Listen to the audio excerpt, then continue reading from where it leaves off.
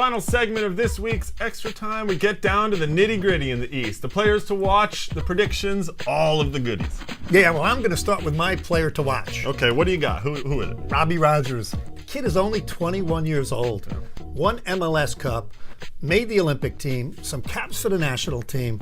He's got his whole future ahead of him. This is a huge year for him coming up. Why? What is it about this year that he needs to prove himself, or what? Well, 2010 World Cup, so he's still, that's what he aspires to be. He needs to be in that lineup. He wants to make that team. He's got to repeat the performance he had in Major League Soccer last year, and he's got to turn it up a notch if possible. Well, my player to watch this year, Chris Roll from the Chicago Fire. Here's a guy who I think has all the talent in the world, again looking at 2010 for the World Cup, but more importantly, he's a guy who, if Chicago is going to make a run deep into the playoffs and maybe make it to MLS Cup, he needs to be on his game the entire time. In the playoffs, he had one good game, and then he seemed to disappear, and that just can't happen for a guy of this caliber. He's a great player, but those two players, Robbie Rogers and Chris Ralph, they may be competing for the same spot. That's true. For the team that goes to the World Cup. That's true. So, we also thought we'd think about some conference MVPs. They don't actually give that award, but let's give it out ourselves. Who would you think is the MVP of the Eastern Conference in 2009? Well, who had the most goals scored as a striker or any player in Major League Soccer the last 2 years? Juan Pablo Angel. For me, he's the MVP coming up in the Eastern Conference this year. Well, it's all about the goals with Shep, isn't it? Yeah. It takes a goalkeeper to do that. For me, the MVP in the Eastern Conference is going to be Cuauhtemoc Blanco. We were asking earlier this week whether Blanco still had the motivation. I think he does. This guy is a competitor, and he's going to prove it again in 2009. So, the next thing, biggest surprise. Who do you think is going to be the biggest surprise, or what will be the biggest surprise? Well, I'm going to pick a team, and I'm going to say Toronto. I think Toronto, they've never made the playoffs. I think they can go from outside looking in all the way to the top. I think they're loaded in the midfield. I think De Rosario is going to be rejuvenated. They're going to be good. All the way to the top. What's your definition of all the way to the top? We got to see. They may make it to the Eastern Conference Final. Eastern Conference, a good one. All right, my biggest surprise, Claudio Lopez. The Louse, I think, who did not have a good year in 2008, has come back in 2009. He was offered some places down in Argentina. Instead, he said, I'm coming back to Kansas City. He took a pay cut. This guy is motivated, I think, to prove that he is a legitimate player and can do it in MLS. Yeah, I agree with you, Greg, about him as a player, but I think you just like his nickname. Well, what's not to like about the Louse? So, we move on. The biggest disappointment in 2009.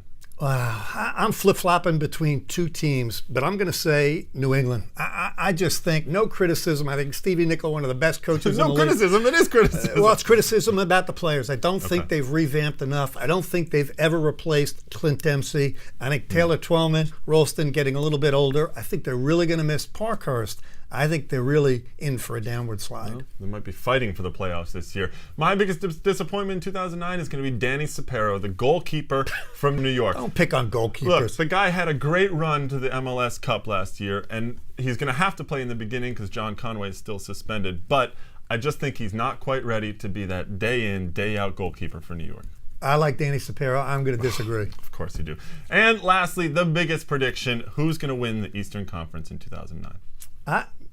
New York Red Bull. I just think they're loaded up front, and I think if Rojas... You really do like Danny Sapero, don't you? Yeah, Rojas is going to spray the ball around. Juan Pablo Angel is a target striker. Speed on the flanks. Dane Richards, Odura, Cano Smith. I think they're going to be a team that flies, and I think they're going to win the East. Hey, if it all comes together, it's going to be a lot of fun to watch, isn't it? So for me, I think the champion is going to be Chicago, if you hadn't figured that out from earlier comments. I think the Fire have it all. They've got a great defense, a core back there. John Bush, obviously, in goal. Blanco coming back to spray it around the way you think Rojas will. And McBride with a full season.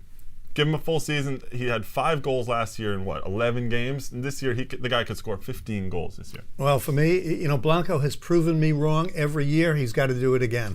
Well, I'm sure if we're wrong, you guys will all let us know. And speaking of viewers getting in touch with us, let's dip into the mailbag. We'll start with Salvador, who is he's a Villarreal fan from Spain, but he studied abroad in Toronto. And his question is, what does Toronto have to do to make the playoffs this year now that they have some better players?